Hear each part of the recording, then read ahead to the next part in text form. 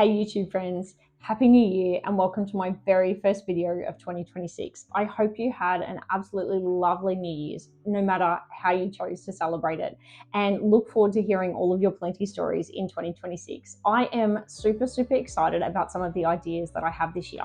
I actually took some time out over the holidays, amazingly, it's a small channel, I don't normally do it, to have a look at my stats, and I discovered that it's the how-to videos that get the most views from you guys. So it seems like they're the videos that you enjoy watching. As much as you guys apparently like the how-to videos, today's video is not a how-to video.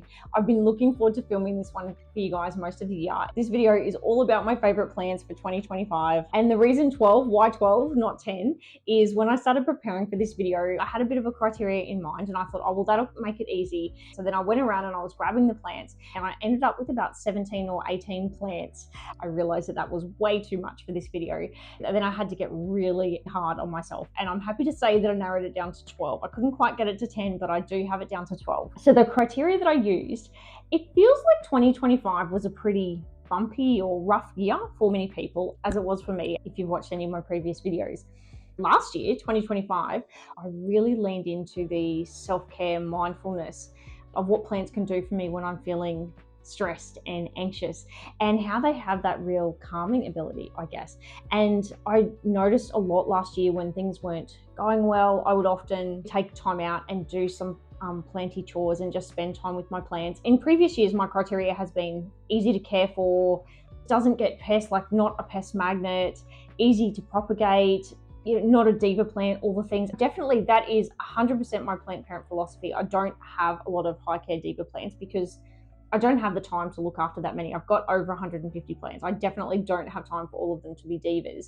But this year I really wanted to show you guys the plants that have just been my go-to plants that guaranteed to make me smile, to make me feel calm, to make me feel good about the plant hobby. I love that word hygge. So the Danish word hygge for cozy. That was one of the whole reasons that I started introducing plants into my collection. I think they are the epitome of hygge. And so I guess this whole 2025, my favorites for 2025 is all about that cozy, calm, mindfulness feeling that my plants bring me. And you might be a little bit surprised. There are some plants that I'm going to show you that I don't always show you on the channel, but there's also some plants that you may have expected to be on this list that aren't. I'm hoping that this video will be a really good mix for you guys. And of course, I'll try and throw in a few care tips along the way as well. But just quickly before we start, if we haven't met before, hey, I'm Mel. I'm that crazy self-confessed plant lady that just cannot stop talking about plants. And this channel is all about bringing you along on my planty journey, mistakes and all, whilst giving you a bucket load of tips and tricks along the way. So hopefully you can build your planty collection. So maybe grab yourselves a warm drink, get comfortable, do some plant chores in the background.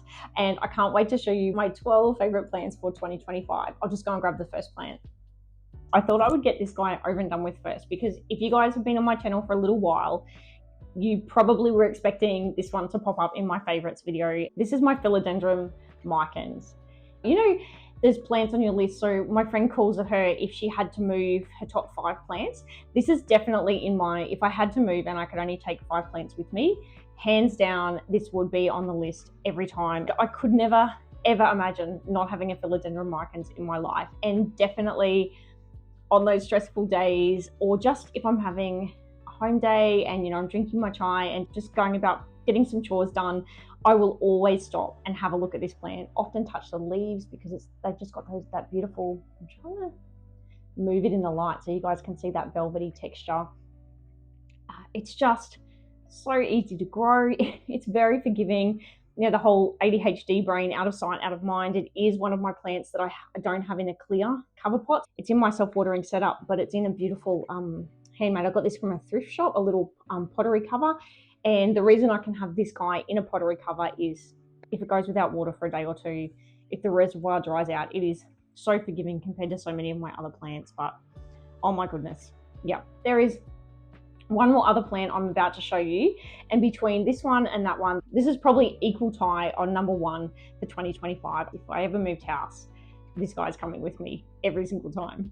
So the second plant that's up there with my micans as number 1 is definitely my Fiddle Leaf Fig. My parent Fiddle Leaf Fig lives out on our back patio. It is now at least 2 meters tall. It is currently touching the roof. One of the things I love about the Fiddle Leaf Fig is I just find propagation's super easy.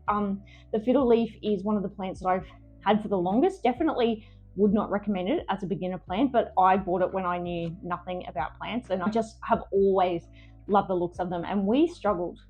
I reckon it took me 3, maybe even 4 years to find its happy place. And now that I've found it, not only is it just growing and growing like crazy, as I said, it's touching the roof, I need to do something about it, but it also propagates really easily for me. I don't know, this, even the propagation is really big. This is one of the propagations I did for Christmas as a Christmas gift for one of the plant club ladies who would love fiddle leaf figs. Oh goodness, it's rained, so this is a bit fuller.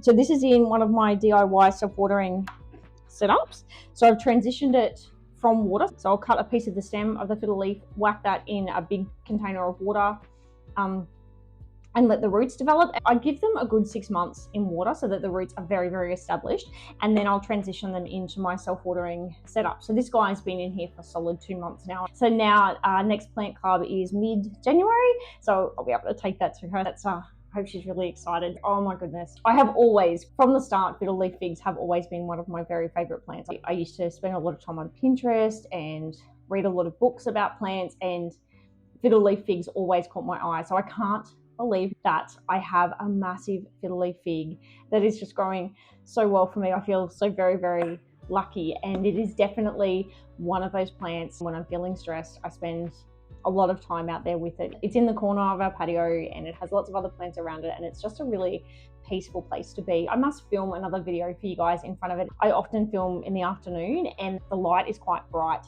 out there, so it's not ideal for filming, but maybe I can get organized and I'll film a morning video this year with the fiddle leaf fig. If you guys had a chance to watch my nursery plant, oh my goodness, my plant nursery tour last video, I commented on the rabbit's foot fern that I saw there. Even 2024, Melissa would not have thought that I would have a fern on my favorites list for the year. So one of my very first plant swaps that I held at my house with just friends and family, this got left as one of the plants that no one wanted. It was much smaller and it wasn't as healthy. And I thought, I can't let it just die. So I kept it. This lives on my bedside table. And it is also one of my go-to plants. If I'm feeling stressed, I do go and find myself touching the leaves and smiling at it and noticing, where did I see the other day? It's got more little fronds coming up in the middle. It's always got new growth. I don't know if you guys can see that.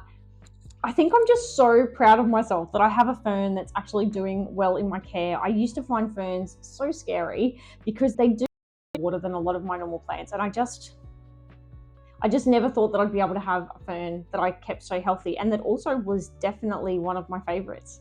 So this is also in one of my self-watering setups. It's got a saucer in the bottom so the timber pot doesn't get wrecked.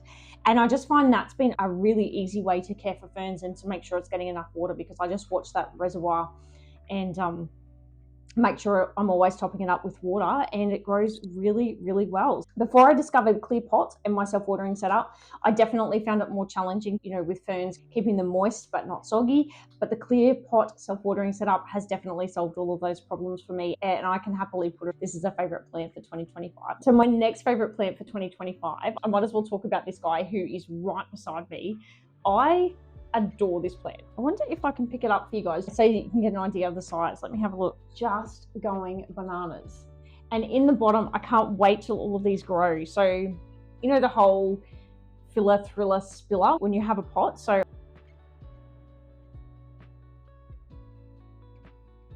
I've got a Christmas aloe vera in there. It's got pink around the edges. It should look lovely once it grows, just a bit of contrasting colors.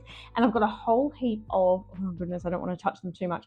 I've got a whole heap of burrow's tail all around this as well. It will be lovely eventually when all of that is established, and I can imagine the burrow's tail coming down the pot, but this guy will always be the star. I think one of the reasons that I love this Euphorbia so much is it just keeps growing and growing, and I should have taken photos. I got it from a curbside pickup. So someone had done a clean out of their garden. So it had been left out on the footpath along with an orchid cactus that I got, and it looked like it had been there for a few days in summer, and I wasn't even sure if it was going to survive. It was in pretty bad condition, and I did actually take some propagations as well. So I've got a number of propagations around the house just in case. But since I've had it, and I've probably had it for about 12 months, it's grown. So the new growth sits about here. There's only one location in our house that's bright enough without grow lights to grow euphorbias and succulents. It sits next to the TV cabinet and it gets filtered western afternoon sun, and that just seems to be a place that my succulents and cacti thrive. Definitely a plant that stops and makes me smile. I just love that it's come back from being so unhealthy and it just grows and grows. It would not be one of my videos if I didn't have a begonia to talk to you guys about. But this might not be the begonia that you think, because it is not the begonia that I talk about all the time. And when I was choosing which one, because I didn't want to have too many begonias in my favorite section, because I wanted to have a bit of a variety. And so when I had to think about it, the begonia that I show you guys all the time, I love it, but it's not the one that I go to if I really want to feel calm. I got this online from a seller in North Queensland and I was really nervous. Not nervous in the fact that the seller had amazing reviews, a bit nervous because it was really hard to have communication with them. I wanted to know a little bit more about the care of this begonia. It's called a Begonia Hybrid Rising Star. And it was a hybrid that I couldn't find any other information on the internet, but they didn't get back to me. But I was like, you know what? That color is spectacular. I think it was $20. And I thought, I'm just going to risk it. It's beautiful. I unboxed it with you guys. Sorry, this is a bit awkward. I'm trying to leave it in the macrame hanger because the leaves are a bit delicate. And when I pull it in and out of the macrame hanger, it damages the leaves. So when I got it, for anyone who watched the unboxing video, it was beautiful. It was a lot bigger than this. It had lots of flowers, but it got quite damaged in transit. But it is coming back amazingly. I've read and heard that a number of the newer hybrid Rex begonias do have a tendency to revert their variegation. They don't necessarily have stable variegation. So when I bought it, let's have a look at this. So this was the colors that it was sold to me with, which is absolutely beautiful. But as it's growing new leaves, they're coming out, what's a good leaf? Just this guy. It's coming out more like this. And I'm trying to show you on an angle so you can see. Can you see that velvety texture? They are just stunning. And you see the green veins? This does appear to be reverting because all the new leaves are coming out like this. But I have to say, I think I prefer that. So it's got the slightest bit of green still through the middle like these, but it still has the stunning contrast of the green veins. And then the leaf is just so dark and velvety. It's just amazing. So with those leaves, you can imagine it is a plant that I just stop and smile at, and I keep watching it. It's got so many new leaves. I don't know if you can see it in the hanger. So many new leaves coming in down there. It was a little bit harder to propagate than my kotobuki, which is the Rex begonia that I talk about all the time. But I'm happy to say I've actually got 2 propagations, or touch wood, that are actually working at the moment. So hopefully I've worked that out. I've had quite a few failures, but I'm actually looking behind the camera is my propagation shelf, and I've got 2 that are working at the moment. One of them is just water. Rex begonias usually, so I normally cut the leaf in a combination of sphagnum moss and perlite. And I've got 1 propagation that's working like that, but that's how I've killed most of them because my kotobukis normally grow so well like that. The one that's gone the best, believe it or not, I took a stem and I've put that in water, and it's actually the water propagation that's going the best. So maybe that's how these guys best propagate. But I'll let you know because I've got a number of ladies from Plant Club and one of my very best plant friends who really, really would love a propagation of this. This is probably one of those plants that's on my list as well of if we were moving house, it would have to come with me. So this next plant, the Oxalis, if I was going on last year's criteria, this would not have made the list because for anyone who watched the repotting video, if you remember this poor Oxalis I bought off Facebook Marketplace, the rhizome and roots were actually stuck to the bottom of the pot and I had to damage it to get it out. It was so stuck.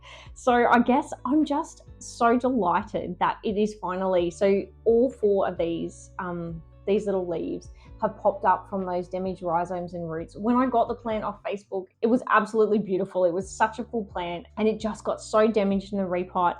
And just over the last sort of month and a half, 2 months, new beautiful leaves are popping up. It absolutely makes me smile. So it's not a big plant, like it's not a big plant, it's not a lush plant, but it's definitely a plant that I check in on. And I'm just so relieved and I guess delighted that I didn't kill it. It's coming back, and wouldn't it be lovely when I'm showing you this video next year if it's a nice full bushy plant. But what is there not to like about the Oxalis? I just love the colors. It seems to be going really well in, it's also in my self-watering setup. If you're wondering about the dark color, towards the end of 2025, I started experimenting with stratum. So a combination of stratum, that's the dark in there, and perlite. And so this is relatively new. I've only recently put this into stratum, and so I find that the dark color comes through the water for quite a while. Even though I flush it when I first use it, the dark color does seem to continually come through. But you know what? I'm actually loving the stratum perlite combination, the 50-50, and I think I'm going to continue doing it with a number of my plants for 2026. That's been a really nice addition, I guess, to my mixes, my potting mixes for 2025. I've just noticed as we're talking, actually, there's one more little leaf coming up. I don't know if you can see it. That's exciting. And the other plants that I've got in there are very obviously not Oxalis. There's some baby maculatas. I actually found them. I had a maculata that I'm going to show you in a second, actually, growing in water. And these guys had actually started coming up inside the bottle. And I thought, if I don't get them out quickly, they're going to get jammed inside the neck of the bottle and they'll get damaged. So I grabbed them out and I popped that in the perlite stratum mix as well. And they seem to be going really well, but they're not the plant I wanted to show you. The Oxalis, I just love it. There's just something about those leaves that I just love. The color, I love that they close up at nighttime. Where have I got it sitting? So I've got it sitting behind you guys. There's a grow light, actually same grow light as what's behind me here. It's getting a little bit more light than my syngoniums, but not as much as my Hoya and my cacti. Love this guy. And definitely a plant I look at every day, and I get excited every time a new little leaf pops up. We need to do a bit of a show and tell for this one because it's just started climbing up the wall and I don't really want to move it. But the reason I wanted to show you this guy is just like the Oxalis. It's a bit of a comeback story. Oh goodness, I've just realized how bright that grow light is. If I turn the grow light off, this room is way too dark and you're not going to be able to see it. I hope that editing Mel is going to be able to do something with the light for you guys. This plant doesn't look like much yet. I can just imagine what it's going to look like as it gets more and more established. I absolutely adore that suncatcher as well, by the way. But the reason that I love this Epipremnum so much is, firstly, look at the colors, the leaves that it just throws out to start with. They are just amazing. But the cool thing is, this plant and I have been on about a 2-year journey. So this is actually the same plant that I split into, I think, 3 pieces. So I bought it Christmas 2 years ago from memory, and it came with root rot. It just never did well. And we've been on a 2-year journey to come back to being some sort of healthy. And I thought I got it back. Out of the 3 propagations, these 2 were doing the best. I think from memory, I probably lost the other one. And then, so this one I potted up. I've just recently repotted into the perlite stratum mix, the 50-50% perlite stratum mix, and it seems to be going really well. You can see it's throwing out these beautiful leaves. And so then this part of the plant, I thought I'll do the same thing to, and it started dripping. It did not go well at all. So I've thrown it back in. This is an old, another thrift shop find. It was actually given to me by a friend. It's an old beer bottle. It's actually the brand that my husband drinks, which I thought was pretty cool, in the amber bottle. This part of the plant didn't enjoy being in the stratum perlite mix, so I put it back in water and it seems to be much happier. It's got some new growth. It basically lost all of its leaves. See, it's got some new leaves coming now.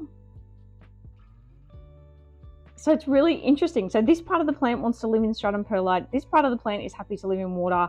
They're both loving this new grow light that I had installed, and I'm just loving how it's climbing its way. I'm going to keep putting up 3 M hooks. You can see I've got there, and I can see it growing up and around the sun catcher. It's probably my second favorite planty space for a number of reasons, because the Epipremnum is just a wonderful comeback story over a 2-year period. I thought I've lost it so many times.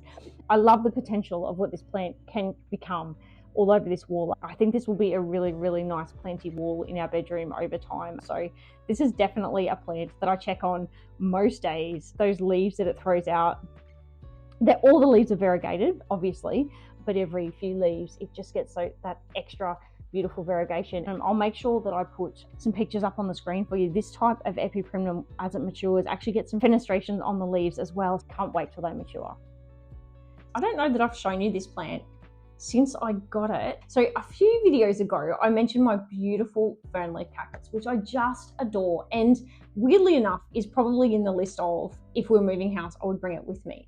But when I thought about it, when I was looking at our entry wall, so this is on the entry wall next to the Fern Leaf Cactus. I adore the Fern Leaf Cactus, But this is the guy that I spend the most time with out of the wall. If I'm drinking a cup of tea, or if I'm listening to a podcast or doing some cleaning, I will stop in front of this plant more than any of the other plants on that wall. So it definitely needed to be on this list. And I mean, look at the length of this plant. It is huge, and it just grows and grows for me. Touch wood, I feel nervous saying it. It is not a pest magnet. It is not fussy because it's way up on the wall. It is in a self-watering setup. But I have to say, sometimes I do forget to fill up the reservoir. It's very, very forgiving.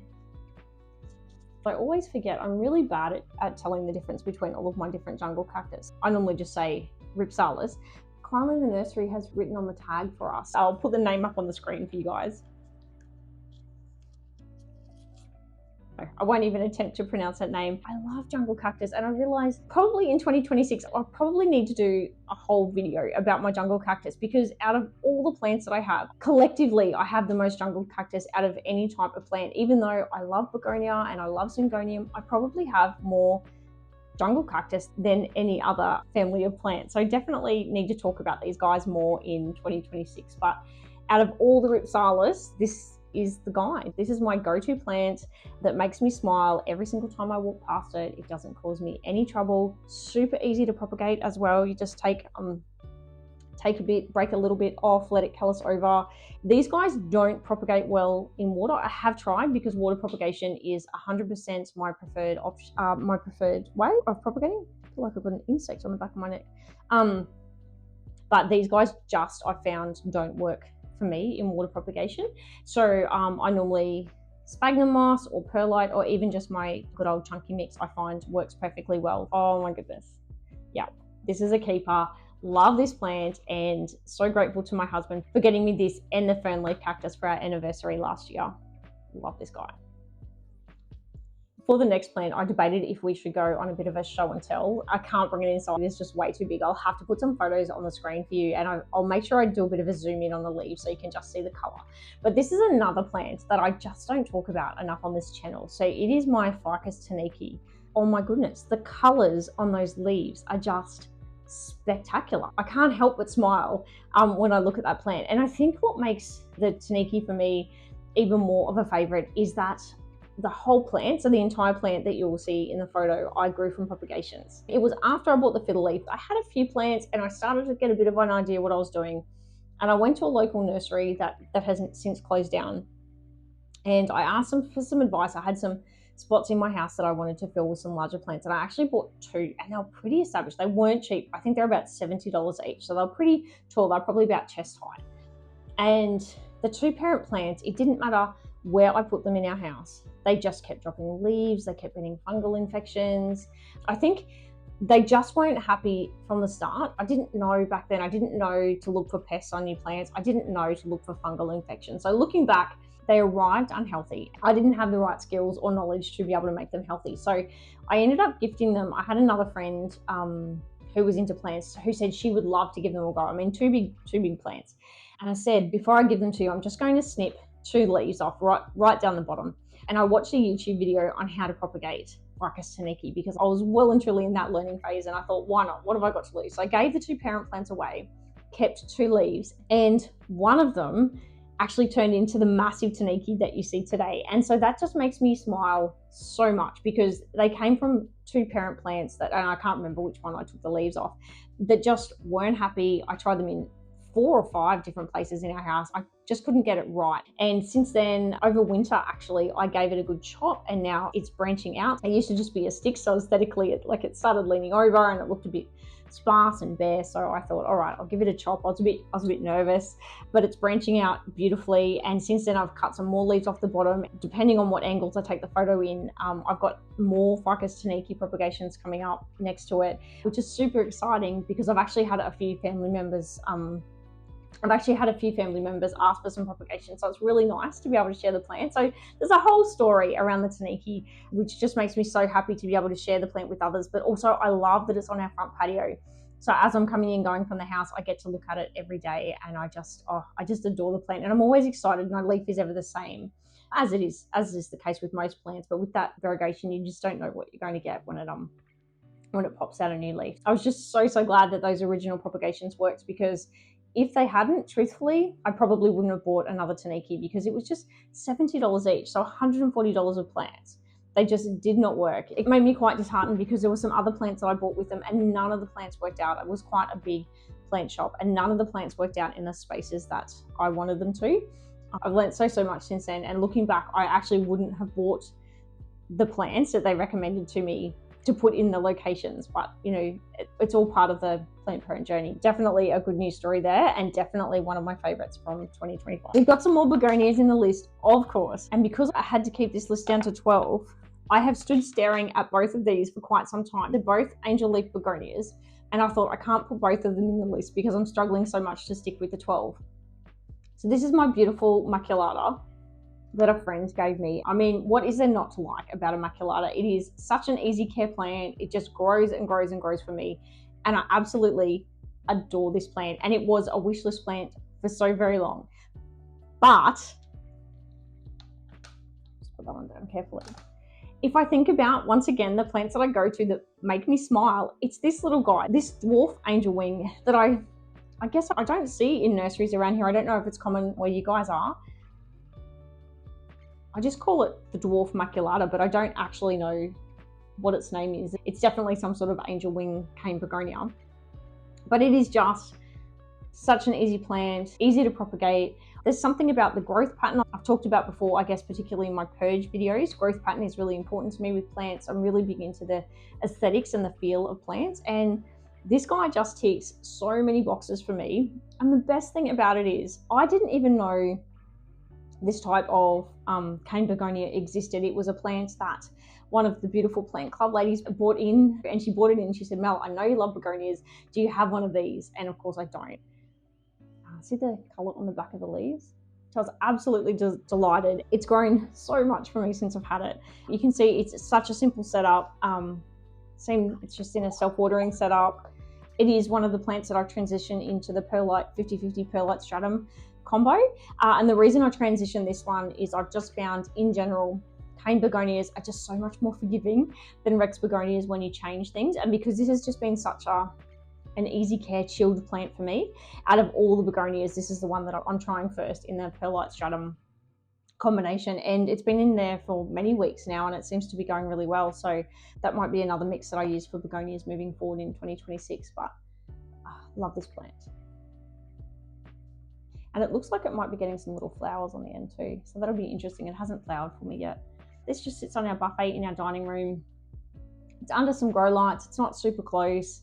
It just does its thing and doesn't cause me any trouble at all. I love this plant, and once again, definitely a plant that makes me smile pretty much every day. So so grateful to the beautiful lady from Plant Club who thought to bring me this one. You guys know I love syngoniums, and it was so hard to narrow down which syngonium to show you guys. It was neck and neck with my red arrow. I had the red arrow and I had this one, and so this one won. I have many types of syngoniums, but when I thought about it, it was the red robin. Why do I call it the red robin? The red arrow, and this one. This is a relatively new syngonium to my collection. I'll try and find the exact name of this species for you. One of my beautiful planty friends did that big clean out a few weeks ago. She bought 2 big boxes of propagations for me, of cuttings and propagations and plants that she was wanting to purge, and this was in amongst it. It was quite a big plant that she gave me, and so I've split it into 3, I think. So one of them is on our back patio, one of them's on the front patio. They're both in my soilless chunky mix in self-watering, because I find syngoniums love a self-watering setup, but they also grow really well in water. This was actually a pot that I was gifted through the year, and I've just got this in water, so this is growing in hydro. But look at these leaves. I don't know if the camera is going to do it justice. The color on these leaves. This plant sits in this room actually on top of the dryer, so for humidity, and it sits right next to my Oxalis. So between this and the Oxalis, I come in here multiple times per day just to have a look at them. The coloring on that leaf, I have quite a few pink variegated syngoniums, but there's just something about this one in particular that makes me smile and draws my eye more than all of the others. This was a definite on my top 12 for 2025. I wish I had enough space for the red arrow as well, but other plants would have had to miss out. So this is my one syngonium that makes the list for 2025. Look at those leaves. I wanted to show you my favorite thrifting accessory of 2025. So this was gifted to me. The friend that she gave me 4 of these. They are so fun, all different little propagation vessels, and I absolutely adore them. But the reason she knew to get them for me, okay, I'm totally going off on a tangent here, but I'm going to share the story with you guys. So the reason she got these for me for Christmas is we're out at lunch many months ago, and she had this really cool, it was orange juice, but it was in a glass bottle and it had a really good neck. Perfect for propagations. I've known her for a long time, and I said, oh, when you finish that juice, can I have the bottle? And she just looked at me like, that is the strangest request I've ever heard. And I explained to her, that is the perfect plant propagation bottle. And she said that had always stuck in her mind. And so she was always on the lookout for propagation vessels for me. And she found a series of these. And she was sort of a little bit sheepish because she knows I love like all things plant, and particularly thrift shopping. I always joke that thrift shop is my favorite brand. And she found this in a thrift shop. She said it was only a few dollars, and she sort of was a bit like, oh, I'm giving you a thrift shop gift. And I said, oh my goodness, I love those brand new propagation vessels you gave me, but this by far is my very, very favorite Christmas gift. So it's ceramic, and I have actually drilled 2 holes in the bottom because I was wanting to put succulents in here, and I am hopeless at no drainage in succulents. I just drown them. So I held my breath and I drilled some holes in the bottom so that they could have drainage. I was really hoping, because this is ceramic, I didn't crack it. My husband's a tradie and he's a tiler, so he works with ceramic all the time. So he's taught me how to drill ceramic, and he's got a special bit on the drill. Thank goodness, because I was really nervous. But how cute. It's got the little taps. And for anyone who watched my Halloween video, I've always got little Haworthias in our back area because there's just not enough light inside. And I had never rated them as a plant. They were just something that grew as filler plants, I guess. And then when I went to Bunnings for that Halloween video, they had Haworthias in these cute little pumpkin planters. And I was like, how cool are they? And so I have a complete new appreciation for Haworthias, which is why one features in the bath, and it's already growing another baby and it will continue to fill. And then the other plant that I'm getting so much more appreciation for, you saw with this guy, I've got heaps and heaps of Burrows tail, which will eventually grow and trail down. I've got lots and lots of Burrows tail around, but I've never, I guess, taken the time, because they're such a pain when you move them, because just touching them, little bits fall off. But I've planted a whole heap of Burrows tail around this as well. So I hope over the next year they'll start trailing down as well. But how cool is that planter? So that is definitely my favorite new upcycled, thrifted planter for 2025. I just adore this. We're up to the very last plant. This is the very last plant of my 12 favorites for 2025. And I'm sort of cheating a little bit because this is a bit of a combo pot. So it's in the same window. I've got to be really careful. I keep forgetting about the spikes. It sits in the same window next to my African milk tree, and it gets the same amount of light. And so I showed you guys this when I first got it. So this is a white ghost, a Euphorbia white ghost. Oh my goodness, it was a wish list for so long. I love this plant so much. And there's a little baby in there as well. And if you remember, I got this from the Brisbane Plant Expo a few months ago. $5. I couldn't believe my luck, just as a little propagation. So it wasn't potted up or anything. It was just a cutting, and it's going super, super well. You know, I talk about the thriller, spiller, filler. I wanted something that would grow over the side of this as well. There's a theme here, you guys can see. I really love trailing plants. Oh my goodness, talking about trailing plants, because I didn't have it down next to me, I almost completely forgot one of the trailing plants. This is not the last one. This is number 11. There's one more trailing plant that I need to show you. I'm really glad that I said that. So I don't actually know what sort of succulent this is, but it feels like that might trail down for me. But if not, I just love the lighter color combination compared to, if you compare the contrast to the African milk tree. And then in here, what you guys can't see is, anyone that saw the nursery tour last week, the plant shack had a whole heap of, what did they call them? The hairy guys. So I'll have to put the proper name up for you guys. But look at this tiny little hairy guy in here. So that was left over at one of the last plant club meets. I couldn't believe my luck, because I'd never seen a hairy guy before. I know that is absolutely not the right name for the plant. And then for it to be left over at plant club, I can't wait to watch that little guy grow as well. And I just thought, when we were going with the lighter color, that's just a whole pot of light irrigation. So this is definitely the star plant. I've got to stop touching the spikes. This is definitely my star plant, massive wish list plant for many, many years for me. And to find it for $5 at a Brisbane Plant Expo, that was so, so cool. But It is also the pot, so the contrast of the light coloured pot sitting next to all of the green that I have. I just love everything about this combo, and I can't wait to watch this guy grow, and I can't wait to watch the pot fill out. I feel like I'm running out of spots on my if we moved house, what plants I would take with me. This guy would definitely come with me because I feel quite lucky finding one of these for $5. There's nothing fancy about this plant, guys. It is just a simple pothos, and actually it is multiple cuttings. Can I one-handed? I'm really not set up to do one-handed. I don't have the back on my phone, but see, it's just growing in a mason jar. I think it was actually even a recycled coffee jar. I've just got it in nutrient water, and it's just multiple cuttings. I grow pothos all over the house. So where's my little one? It's still got Christmas string on it. I must take that off. I've often got little propagations as filler plants all over the house. So this beautiful vine is just a combination of many of my filler plants over the years as they get bigger. But let me just step back without making you guys dizzy. But yeah, this space where my desk is definitely my favorite little planty place. There is nothing fancy about it at all, but these, I guess, were my very original plant propagations. They were the first plants that I really started trying to propagate, and just getting to see them going from such small cuttings into this massive trailing plant, and then seeing how it's starting to loop around and attach itself to the Adansonii. I just love this space so much, and this is a definite plant that makes me smile every day, even though it is just a simple pothos plant. What's not to love? It might just put you guys down. I feel like I'm making you dizzy. So a lot of my plants that I propagate in water, I find I get about 12 months out of a lot of plants before they start getting, gross and a bit mossy. Mossy, the right word? No, mossy is probably not the right word, but a bit gross around their roots, and then I have to transition them into another soil medium. Whereas pothos are one of my plants that I can just grow and grow and grow in water. Those pothos have been in water for about 3 years now, and there's just no problem with them. They just keep going, which is just so good. So up there, even though there is a grow light, I've actually got it directed. It's just reflecting off the wall, so it's not getting a direct grow light, so they're not light hungry.